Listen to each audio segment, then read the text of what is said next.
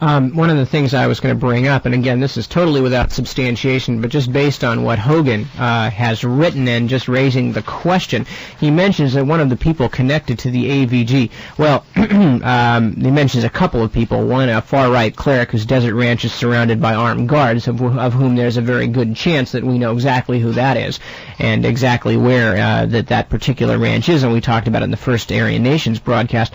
But the other interesting one is the wealthy Californian car dealer whose private arsenal of weapons is said to exceed that of small countries.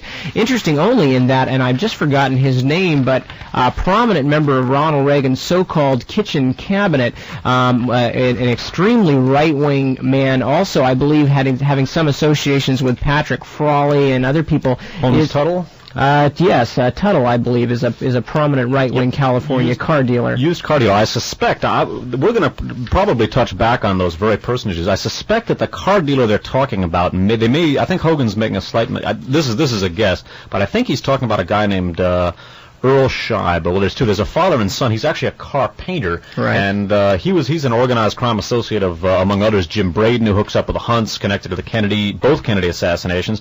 And his son was a right-winger, paramilitary freak who had just huge weapons caches and machine guns and so forth. We'll have to check on that. It was a part of a group of organized crime figures, which included Jack Ruby. Yes, I remember the Scheib case, and of course anybody who reads the paper is familiar with Earl Scheib's auto painting establishment. Well, it would be interesting to see if we can find out who it was Hogan was alluding to. Okay, going to read a short segment here back to the subject of the AVG, the American Volunteer Groups, and H.L. Hunt's paramilitary right-wing death squads. And this is a book by William Turner called Power on the Right, copyright 1971 by Ramparts Press from Berkeley, California. Okay, and William Turner writes as follows. Named, again, about the American Volunteer Groups, or AVG, named after the official designation for General Claire Chennault's Flying Tigers, again, we see General Chennault cropping up, the AVG was formed about 1967 by several private pilots at, and they say B-O-G-E-R, it may be Bossier or Borger, Texas, who installed a former Chennault aide as figurehead. As it spread, the AVG took in a number of Dallas followers of General Edwin Walker and secured a financial angel in the scion of a wealthy oil family. And we know who that is. After Troy Houghton disappeared, a fair-sized contingent of his followers disdained Depew. This is Depew of the Minutemen. Troy Houghton was a Minuteman rival of Depew's. And a fair-sized contingent of his followers disdained Depew. Again, those are Depew, the leader of the Minutemen, and hooked on with the AVG, shifting its center of gravity west. As a counter-move, Depew maneuvered one of his loyalists, E.G. Bud Johnson of Dana Point, California, into the leadership position. Early in 1968, Johnson failed to return from a hunting trip. He was found shot through the head with his .30-06 rifle. The official verdict was suicide. His successor is John Zemenick, a longshoreman of Harbor City, California, who also acts as, quote, security officer of the Patriotic Party, but is at odds with Depew. At this writing, the AVG is attempting to expand its base. It held the first of a series of open seminars in Los Angeles on February 24, 1971, and attracted 100 or so people.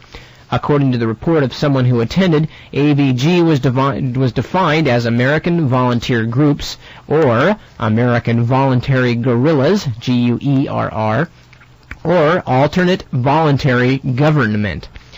Its goal was a counter-revolution aimed at, quote, communism, which was said to mean the, quote, left wing, personified by the hippie movement. Okay, now again, take a look at the Claire Chennault connections there, the fact that they were named after Claire Chennault, and that one of his former staffers was the nominal head of the organization.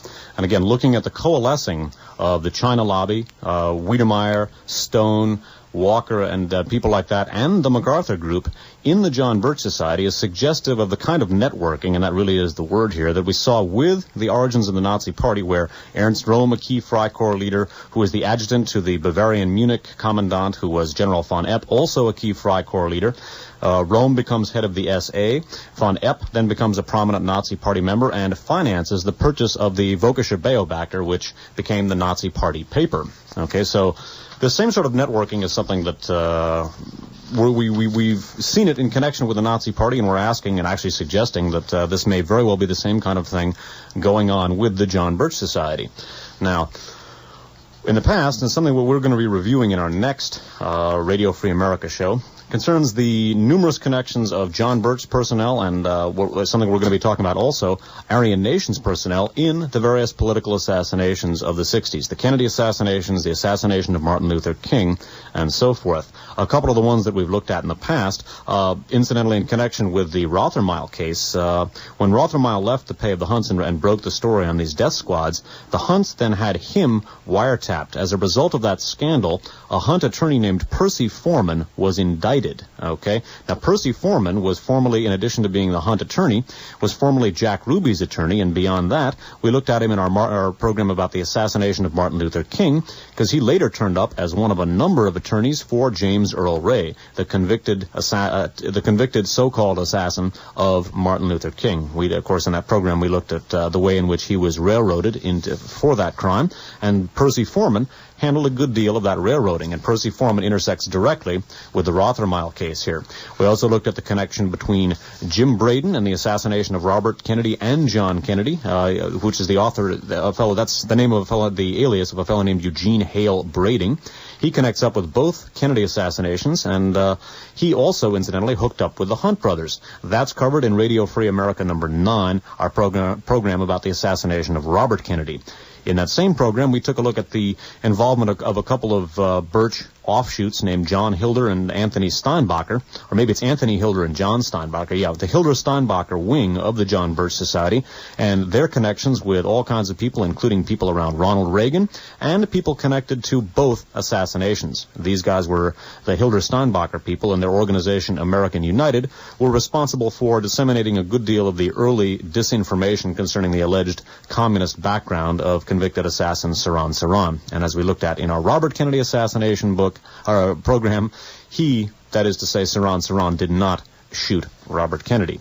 And again, keeping in mind the Freikorps and their elimination of the democratic leadership of Germany, keeping in mind the relationship between the Freikorps and the Nazi Party, an intelligence front in its inception, we're going to be taking a look at the role of some of the John Birch people, the aforementioned Edwin Walker, H.L. Hunt, and so forth, in the assassination of John Kennedy.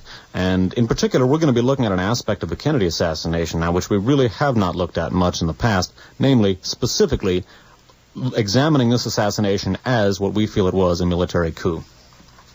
Oh, and proceeding here. Reading now from a book called Coincidence or Conspiracy. That was authored by Bernard Fensterwald, Jr., whose name crops up in connection with these assassinations. Most people feel he's an intelligence agent, and in fact it appears almost certain that he's an intelligence agent. However, this book is an excellent book nonetheless. Coincidence or Conspiracy by Bernard Fensterwald, softcover edition, copyright 1977 by Zebra Books. Talking about General Walker. Major General, recall that this is from his John Birch Society cell in Dallas, with the Hunts intended to recruit the AVG assassins. Major General Edwin A. Walker, a controversial right-wing extremist who was removed from his command in 1961, was the target of an unsuccessful assassination attempt by Lee Harvey Oswald in April of 1963, according to the FBI and Warren Commission. Largely on the basis of Marina Oswald's testimony, the report stated that Oswald's alleged attempt was further evidence of his capacity to kill and propensity to assassinate. However, serious questions have been raised about the credibility of that commission conclusion. General Walker had been removed from his European command after he made a series of wild allegations about communist control, unquote, of the U.S. government and armed services. Following his forced resignation from the Army, Walker became identified with various right-wing activities, including the John Birch Society, and again received considerable attention in 1962 when he was arrested in Mississippi for inciting a group of white rioters protesting the admission of James Meredith, the first black man to the white university in Mississippi. On April 10, 1963, as Walker sat in his study in his Dallas home, a sniper fired one shot which narrowly missed the former general. Largely on the basis of Marina Oswald's testimony, the Warren Commission concluded that Oswald had been the unsuccessful assassin.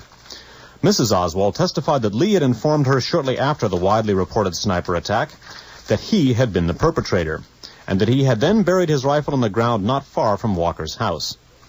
Though her testimony about the incident was vague, Marina Oswald stated that she believed her husband had indeed been involved in the Walker shooting.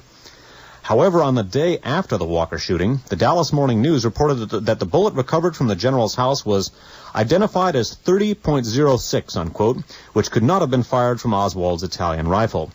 Thus, if Oswald actually shot at Walker, he must have used a rifle which the Warren Commission never found out about and which has never been located. The Commission made no mention of this ballistics inconsistency in their report on the Walker episode. Sylvia Marr has further noted, 2 nights before the Walker shooting, 2 men had been observed lurking about the Walker house and had fled in an unmarked car. This had been reported to the Dallas police before the shot at Walker on April 10th. When the shot was heard, a young neighbor saw 2 men leave the scene in cars. According to Warren Commission's exhibits 2958 and 3114, the neighbor boy, Walter Coleman, was never asked to testify by the Commission. Critics have also voiced skepticism over the circumstances in which Marina Oswald first told her that Lee had shot at Walker during an FBI interview on December 3rd, 1963. The Commission determined that Walker himself had been involved in setting forth a similar allegation several days earlier. On November 23rd, 1963, Walker had discussed Oswald during a transatlantic telephone call with a reporter for a rightist newspaper in Munich, West Germany. Days later, in its November 29th edition, that same paper published a sensational story alleging that both Jack Ruby and Lee Oswald had perpetrated the Walker shooting, and that the 2 assassins had known each other for a considerable period of time. A version of the same story, later published by the National Enquirer, later found its way into evidence as a Warren Commission exhibit. 5 days after the West German newspaper account, Marina Oswald first informed the FBI that she believed Oswald fired the shot at Walker. And something that's not mentioned here in Fensterwald's text is the interesting story of a guy named Warren Reynolds. Now, Warren Reynolds had been one of 2 witnesses who had... one of a number of witnesses who had said that Officer Tippit was not shot by Lee Harvey Oswald, as the Warren Commission maintained. Now, after making that statement, Warren Reynolds was subjected to a number of different forms of harassment and eventually was shot in the head. The wound was not fatal, and while he was recovering, General Walker visited him in the hospital, and after General Walker's visit, somehow, either that or the bullet, or perhaps both, refreshed Warren Reynolds' memory, and yes, by God, now he felt that Lee Harvey Oswald had indeed shot Officer Tippit. And that interesting conversion of information is front and center. It's mentioned in Radio Free America show number 2, where we talk about some of the strange things that happened, or not Radio Free, but Guns of November show number 2, where we talk about some of the strange things that happened to many key figures in the Kennedy assassination. We're going to come back to Walker's activities and his contacts with Nazis in West Germany here in just a second. Turning to another major focus in the John Birch Society connections to the Kennedy assassination, the aforementioned H.L. Hunt, who again is front and center here. The name of H.L. Hunt, the late Texas oil billionaire, has often been mentioned in regard to several areas of information surrounding the assassination. Hunt, who was perhaps the richest man in the United States, was a key financier and sponsor of various right-wing political activities during the early 1960s, and was the head of a business empire noted both for its toughness and for important political connections. Hunt was also a bitter critic of President Kennedy and his brother Robert. The Warren Commission noted that many rumors and allegations had arisen following the assassination concerning the possible involvement of H.L. Hunt and other Texas oil men, and that the name of H.L. Hunt's son, Lamar Hunt, had been found in a notebook belonging to Jack Ruby. The Commission also established that on the day before the assassination, Jack Ruby had visited with a young lady who was job hunting in Dallas, unquote, and had driven the woman around in her search for employment that day. The woman, Connie Trammell, had become friends with Ruby several weeks earlier. The Warren report didn't mention where Ruby drove Trammell on November 21st, 1963, but an FBI interview report did, to the office of Lamar Hunt at the H.L. Hunt headquarters in Dallas. Ruby's visit to the H.L. Hunt offices on the afternoon before the assassination occurred at roughly the same time that Mafia figure Jim Braden was visiting there. Strong possibilities exist of Braden connections to both Jack Ruby and David Ferry in the days and weeks immediately preceding the assassination. One thing not mentioned here was that Jim Braden definitely visited the aforementioned Lamar Hunt, one of the sons of H.L. Hunt and also an active Bircher. Skipping down here, and in Fensterwald's account, When the Drew Pearson diaries from 1949 to 1959 were published in 1974, an allegation about H.L. Hunt's possible financing of an earlier vice presidential candidate also surfaced. According to the entry for October 29th, 1952, an associate of Pearson had, quote, telephoned me from Texas to tell me about a conspiracy which began about 2 years ago by H.L. Hunt, the big oil man, and a publicity firm called Watson Associates to put Nixon into the vice presidency. He claims an untold amount of oil money had been behind Nixon for some time, and that all this was put over on Eisenhower without his knowing it. Later, some calls to Texas indicated the story is probably true. In 1968, prior to Wallace's selection of LeMay as his third-party running mate, H.L. Hunt had apparently lobbied on behalf of another vice presidential prospect for Nixon's Republican ticket. According to the Texas Observer of August 23, 1968, the oil billionaire had personally buttonholed various party officials at the Republican convention in Miami to recommend a favorite conservative congressman as Richard Nixon's running mate, Representative Gerald R. Ford. Of course, those last two individuals, Richard Nixon and Gerald Ford, front and center in the assassination of President Kennedy. Richard Nixon was in Dallas on November 22, 1963, has given a number of different accounts of what he was doing there and when he left, including misremembering by full 48 hours what happened only 3 months after the assassination. He said he left 2 days before Kennedy was killed. In fact, he left just a couple of hours before Kennedy was killed. The FBI interviewed him 3 months later, and his memory was off by a full 48 hours. Of course, Gerald Ford was a key member of the Warren Commission and interviewed Jack Ruby, among others, in some transcript which we put on the air. And it's worth noting that Gerald Ford later became Richard Nixon's vice president and pardoned him in connection with the Kennedy assassination. Okay, well, now as we begin to touch a little more in depth on the Kennedy assassination and the John Birch Society's part in it, we're going to take probably our last break, depending on how time works out tonight. And we are going to give you about 5 or 6 minutes again to get up and walk around. And when we come back, we will begin to see, first of all, some of the connections between the aforementioned General Edwin A. Walker, the so-called victim of Lee Harvey Oswald's criminal attack, and his connections to, again, various interesting people in Munich and other places. And we're going to go on from there to start to draw some of these webs a little tighter and to begin to lay out some of the premise we talked about at the beginning of the show in a little more depth, and also to set the stage for some of the things we're going to be following up in our next broadcast on October 24th, dealing with the same subject matter. So, again, we got a break, give you all a chance to get up and walk around. We'll be back in about 5 or 6 minutes, and nobody go away. This is Nip Tuck. Dave Emory and myself will be back with more of Radio Free America in just a few minutes right here on KFJC Los Altos. Nip Tuck in the studios with Dave Emory as we slide into the last segment of the broadcast. And I believe we had a false alarm earlier. We never can tell for sure, and it looks like we are in fact going to go pretty much up till the end of the broadcast without having time for phone calls. Or if we did, it would be about 7 minutes. And it really wouldn't be a very good cross section of the opinions of our listening audience, with time for maybe a call and a half. So why don't you keep those dialing fingers ready, because we will, of course, be back on Sunday night with One Step Beyond at 8 o'clock. And at the midpoint or so of that show, we will have a phone-in segment. And if you want to comment then on anything you hear tonight, please feel free.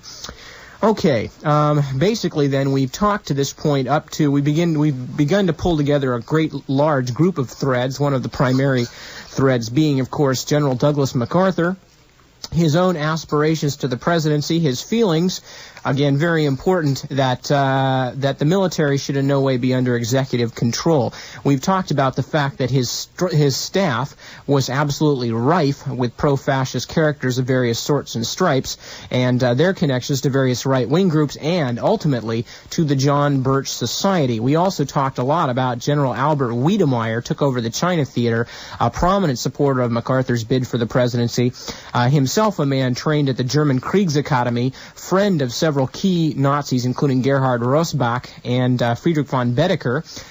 Both men, Rosbach, a key member of the SA, the stormtroopers, and von Bedecker, a military attaché for the Nazis in the United States, given this express mission of making contact with the American military to further Nazi goals. We talked about Wiedemeyer's involvement in Operation Victory, top-secret Allied war plans, and how they were leaked to the right-wing publisher of the Chicago Tribune.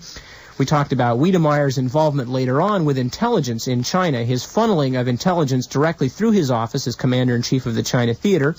And we talked about the fact that at the same time that Wiedemeyer was doing this and was cottoning up to Chiang Kai-shek in China, meanwhile Chiang Kai-shek had basically taken on the fascist puppet Chinese troops who had worked for the Japanese and, in fact, the Japanese troops themselves, and had put them into his and, by extension, the United States service to fight the communists, and that it was in a conflict between these puppet troops and Japanese and the communist Chinese that John Birch, a man in the a lieutenant in the OSS. I don't know what his exact rank was off the top of my head. I'd have to look it up. But he was the intelligence advisor to Chenault and then served with OSS. In the OSS, and led to John Birch's death, and of course then later on the society with his name that featured so many prominent people in the Asian theater of operations, both with MacArthur and with Wiedemeyer, and the connections between various people in the John Birch Society and the Kennedy assassination. And therefore, we're going to go on from there, and we're going to start to draw some other connections together. We mentioned also, of course, General Edwin A. Walker, the man who Oswald supposedly took a shot at, and that this was used later on by the Warren Commission, despite the fact that there was no physical evidence whatsoever and only some rather vague testimony by Marina Oswald, a person of somewhat doubtful veracity anyway, linking Oswald with this attempt on Walker's life. Anyway, going to read a short segment now pertaining to this from The Rebel magazine, the edition of November 1st, 1983. The first edition, and this is an article by Mae Brussel, who, of course, is featured prominently here on KFJC, and later on at the end of the broadcast, Dave will mention when Mae's shows can be heard. Mae's article, of course, deals with the Nazi connections to the John F. Kennedy assassination, and here's a couple of short segments about Edwin Walker and some of his connections. The Eagle's Nest, Mae Brussel writes, now a mountain restaurant, was given to Adolf Hitler by Nazi aide Martin Bormann for the Führer's 50th birthday. It is not far from Hitler's former summer home in Berchtesgaden. Nearby is the Platterhof Hotel, built for guests when they came to pay their respects. The Platterhof has changed its name to the General Walker Hotel. November 23rd, 1963, one day after Kennedy's death, General Edwin Walker called Munich, Germany, from Shreveport, Louisiana. Walker's important story, via transatlantic telephone, was to the Nazi newspaper Deutsche Nationalzeitung und Soldatenzeitung. Walker couldn't wait to tell them in Munich that Lee Harvey Oswald, the lone suspect in the Dallas murders, was the same person who shot through his window in April 1963.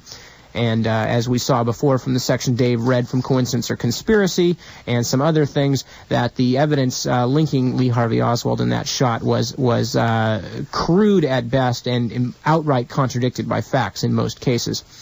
Anyway, skipping along in Mae Brussel's article. The Munich newspaper Walker called was linked to the World Movement for a Second Anti-Komintern, part of the Galen Organization and the U.S. right wing. Some of Hitler's ex-Nazis and SS men were on the staff. The editor, Gerhard Frey, F-R-E-Y, was a close friend with various Nazi members of the Witiko League, or the Witiko League, W-I-T-I-K-O. The Witiko League and the Sudeten Deutsche Landmannskraft were organizations for displaced refugees.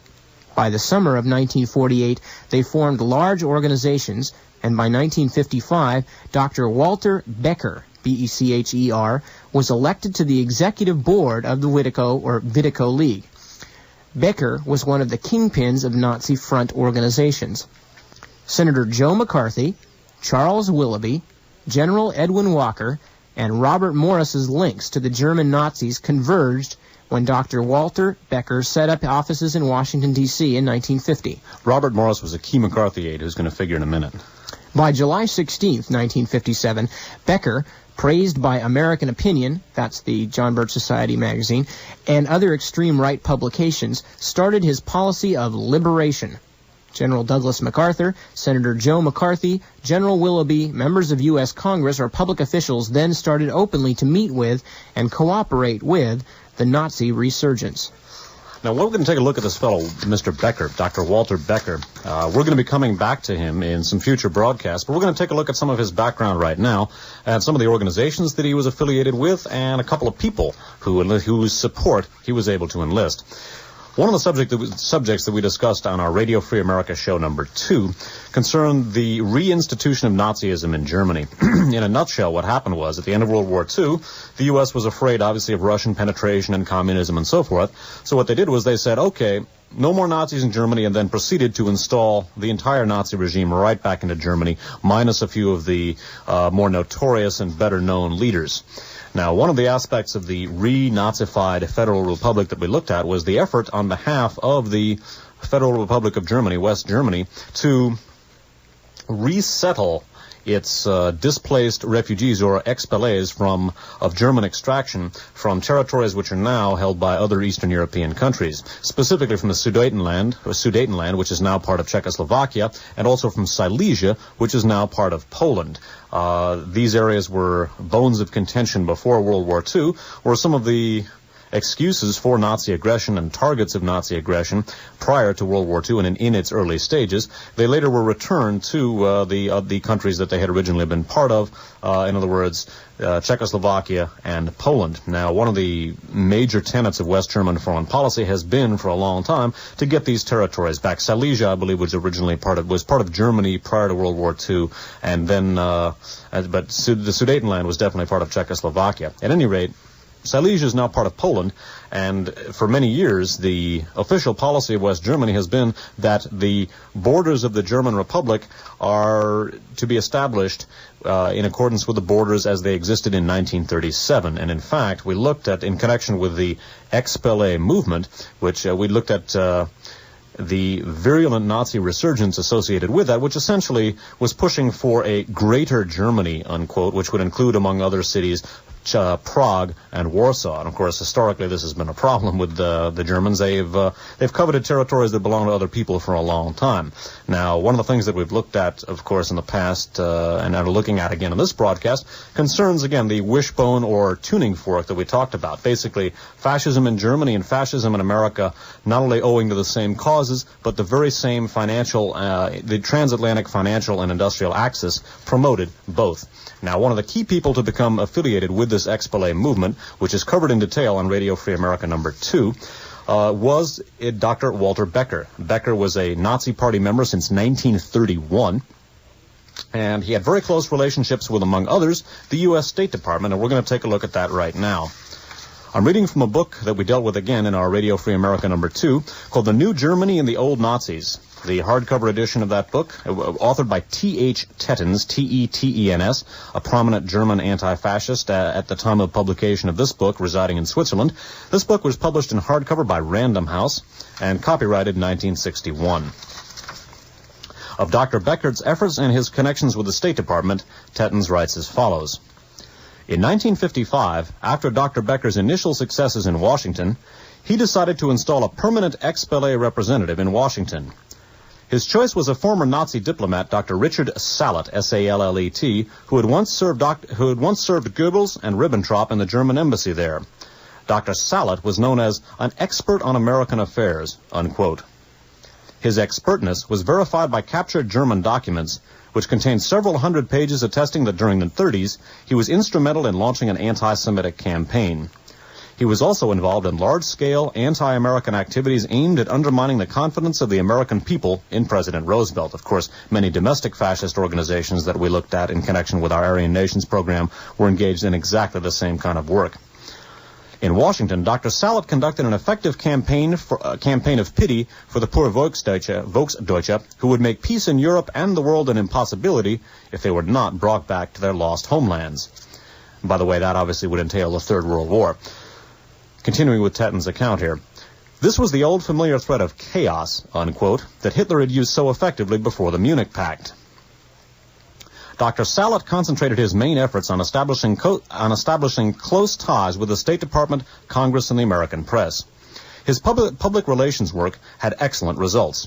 In 1957, Congressman Usher L. Burdick, B-U-R-D-I-C-K, inserted in the Congressional Record one of Dr. Becker's articles advocating a realistic policy of liberation, unquote, a breaking off of all diplomatic and economic contacts with communist regimes in the East, unquote, and an economic blockade of the Soviet bloc, unquote. On August 10th, 1959, the Volksbote, that's Becker's publication, reported more successes in the U.S. Congress, unquote. Within a few months, 7 statements and articles by Dr. Becker, Rudolf Lodgman von Auen, and other ex-Palais leaders had appeared in the Congressional Record. Von Auen is A-U-E-N. Whenever Dr. Becker toured the United States, usually for several weeks at a time, conferences were arranged with high State Department officials, influential senators and congressmen, and journalists and radio commentators. Early in 1958, the Volksbote ran 3 successive articles about Dr. Becker's accomplishments in the United States. During that visit, the Volksbote stated, Volksbote is V-O-L-K-S-B-O-T-E, by the way, Dr. Becker had meetings with German-American leaders, long talks with leading officials in the State Department, unquote, and many conferences with senators and representatives. He had also had his political views presented in, quote, 71 newspapers and to 32 million listeners over the Mutual Broadcasting Network. Each year, dozens of senators and congressmen send messages to Dr. Becker, assuring him of their sympathy and support for the aims and aspirations of the Sudeten Germans. These messages are usually read to the crowds at the large rallies and are reprinted in the ex-Palais press. The claim in the Volksbote that, quote, our work is supported by more than 150 congressmen might well be accurate. A cursory count of the signers of messages in less than a dozen Volksbote issues revealed the impressive number of more than 90 communications coming from 36 senators and 57 congressmen. In addition, the Volksbote published letters and telegrams from former President Herbert Hoover, retired U.S. generals such as Del Valle, Willoughby, and Wiedemeyer, and a number of politicians. Of course, Willoughby and Wiedemeyer are no strangers to Nazis and have, as we've seen, have been associating with them for a long, long time. Interesting here that this explicitly Nazi and obviously aggressive organization, which basically is seeking for the return of territories from Eastern Europe, basically this organization has received active support of the State Department, the U.S. press, and this fellow, a Nazi since 1931, has enlisted the support of, among others, Willoughby and Wiedemeyer, and of course that falls right in with the theme that we're taking a look at here. Now, again, this transatlantic German and American industrial and financial axis, its role in bringing fascism to power in both America and Germany, and the whole constitutional question of civilian or military control over the U.S. armed forces are front and center here in the assassination of President Kennedy and in the conflict we're about to describe. And again, think of this wishbone or this tuning fork here as you observe the events which resulted in President Kennedy's death. Returning again to the Rebel article that Mae Brussel wrote in the Rebel issue number 1, November 22nd, 1983, on the 20th issue of President Kennedy's 20th anniversary of President Kennedy's assassination. May writes, Volkmar Schmidt, S-C-H-M-I-D-T, came from Munich, Germany to work full-time for General Walker. How long did he work? And where was he on November 23rd, 1963, when Walker made the call to the same city the CUSA imports came from? CUSA is an organization that Nip Tuck is going to tell you about here. And as you listen to Nip's account, again, reading from May's article, bear in mind the German Nazi Party, again, as an intelligence front, not to beat a dead horse. Keep in mind the John Birch Society, the military involvement with that, and ask yourself whether these organizations are basically the American Freikorps and, for all intents and purposes, the American Nazi Party. Okay, May in the article goes on to talk briefly about the Young Americans for Freedom, the group founded by William F. Buckley, noted conservative pundit, and what a lot of people also don't know, former CIA agent who worked for many years in Japan and also worked with E. Howard Hunt in Mexico. E. Howard Hunt, of course, of Watergate fame. The board of the advisory board for Young Americans for Freedom includes people like Strom Thurmond, John Tower, Ronald Reagan at one point, Lev Dobryansky, the Ukrainian Gestapo apologist who is currently ambassador to the Bahamas. I think he was just replaced, but he has been, if he has been replaced up until very, very recently. Right, he was until recently Reagan's ambassador to the Bahamas, and also General Charles Willoughby. These people are on the board for Young Americans for Freedom. Also, a former B-grade movie actor and FBI informant named Ronald Reagan. Yes, indeed. And in also a similar group formed a year after, as May writes, is a group called CUSA, which Dave mentioned, and mentioned the connections between them and the information coming out of them, and we're going to talk about that a little bit here. In 1961, a year after Buckley founded Young Americans for Freedom, another conservative organization was formed in Munich, Germany, calling itself CUSA, Conservatism, USA. These were not students, but members of the U.S. Army, soon to be mustered out, then to appear in Dallas, Texas by November 1963. The host would be Robert Morris, and Robert Morris is one of the people earlier talked about as being, among other things, again, on the advisory board of Young Americans for Freedom, as well as being connected to a variety of other people like Joe McCarthy, Nixon, etc. So again, here's a crucial point, that this is not a student group, as Young Americans for Freedom at least purported to be. This is specifically a group, Conservatism USA, of military men soon to be mustered out of the Army. Remember what we've been talking about before about the insertion of the military into civilian life. A correspondence between Larry Schmidt in Dallas to Bernie Weissman in Munich, Germany, in preparation for their arrival, was published in the Warren Commission Hearings, Volume 817. Segments of the letters are as follows, and then May has excerpted segments, so assume that these are all in quotes unless I tell you otherwise. November 2nd, 1962, Dallas to Munich, Larry Schmidt speaking. Gentlemen, we got everything we wanted. It saved the trouble of infiltration. Met with Frank McGee, then in parentheses, president of the Dallas Council of World Affairs, another right-wing organization. Suggest Bernie convert to Christianity, and I mean it. In parentheses, May writes, Bernard Weissman, the only Jew, was brought all the way to Dallas on November 22nd, 1963, to lend his name to the wanted for treason flyers handed out to welcome JFK.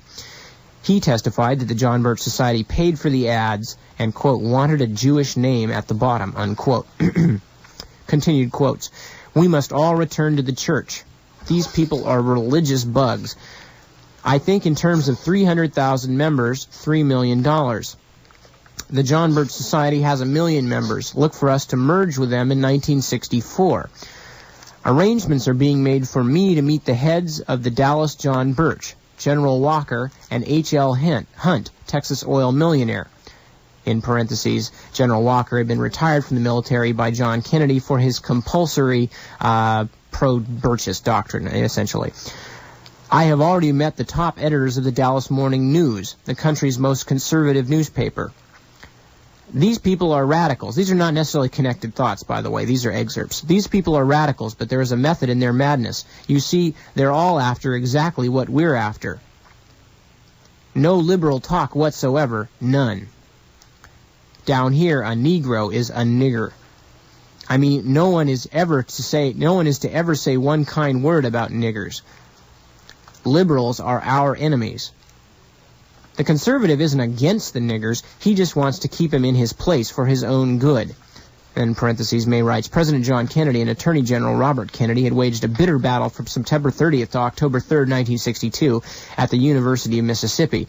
The integration of one black student brought in the U.S. Army and caused General Edwin Walker to be confined. Now, again, this is coming from Volume 17 of the 26 volumes of Warren Commission testimony and exhibits. Those exhibits, as we've talked about before, destroy the Warren Report. And May included this here, and we're reading it again to give you an idea of some of the stuff that the Warren Commission actually came up with. And ask yourself if these statements, and these are just what May has done is to excerpt some of the highlights, some of the juicy parts. Ask yourself whether these suggest a conspiracy. January 4th, 1963, Larry Schmidt to be Bernard Weissman, Munich. I want big men. Believe me, if I have a dozen such men, I can conquer the world. I will go down in the history books as a great and noble man, or a tyrant. I expect to see you here in Dallas, especially Norman and Larry. If Jim Mosley is not here by February 15th, he is finished. One thing had best be understood. I am not playing games here in Dallas and expect you not to play games in Munich. I am not here in Dallas for my health or because I think Dallas is a wonderful place. Continue to have regular meetings and try to get things back in order in preparation for the big meetings. February 2nd, 1963. We have succeeded. The mission with which I was charged in Dallas has been achieved. Friday night, I attended a gathering of the top conservatives in Dallas. The meeting was at the home of Dr. Robert Morris, president of the Defenders of American Liberty. Present were Mr. George Ward, detective for Dallas City Police, Mr. Ken Thompson, editorial writer for the Dallas Morning News, Mr. Clyde Moore, former PR man for H.L. Hunt, former UPI writer, and 8 others. I told them exactly what I wanted. Others suggested using an already existing movement, name the Young Americans for Freedom, with already 50,000 members.